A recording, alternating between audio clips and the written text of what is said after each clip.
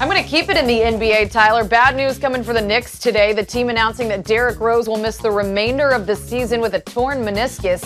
It's the fourth knee injury for Rose in the past 5 years. He will undergo surgery and is expected to be at full health in 2 months. A lot of reaction, as you might imagine, going around on Twitter. Jinto sending out this GIF.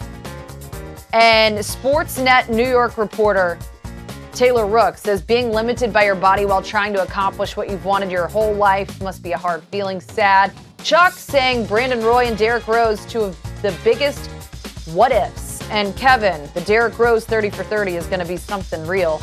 But Tyler, D. Rose going to be a free agent. How do you see all of that playing out with the news of his meniscus tear? Well, LB. Not great. Did like You're Not Gonna Lie, and I wonder if it is time for Derrick Rose to hang him. He's made a ton of money, as you pointed out, LB. I just have a hard time if I'm an NBA GM sitting down, looking at my roster and saying, let me pay Derrick Rose what he's going to ask for and think that's going to be a move of value for my team. I'll go one further, Tyler. Not only would I have a hard time doing it, I'm just not doing it. I'm not touching that with a 10-foot pole. I'm not going anywhere near Derrick Rose. I don't care if it's a one-year prove-it deal.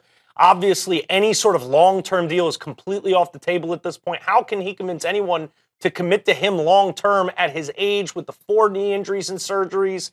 And frankly, I think when you look at the raw numbers, the statistics he's put up with the Knicks this season, pretty good season. Yeah. About his career averages, showed you he still had a little bit of explosiveness left at times, showed he could be effective, took over the game scoring, at times with the Knicks. But the weird part is even though the statistics were good, now you got the knee injury, and I also think Derrick didn't really handle himself wonderfully this season where even with good numbers, him and his team and his agent are going to want to point to the numbers. Look, same player. I think other people, what spoke bigger than anything was the MIA incident where he just disappeared from the Knicks with a very shady, very weird excuse that I hope is true, but I don't know. Right. And you don't know if there was issues with his mom or if he was just something else.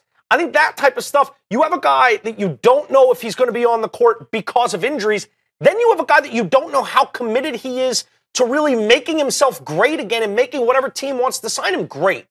I think there's major question marks. And beyond that, when you deal with these type of major injuries that are recurring, I thought that tweet was great with the what ifs, speaking of him and Brandon Roy. There's a reason Brandon Roy was out of the league. He couldn't play anymore. The knees wouldn't let him. No one wanted to extend a contract or any trust in him being around. I think that same thing's going to happen with Derrick Rose. And if I'm a GM, I wouldn't give him $14 to play a season. I just wouldn't. It's a waste of $14.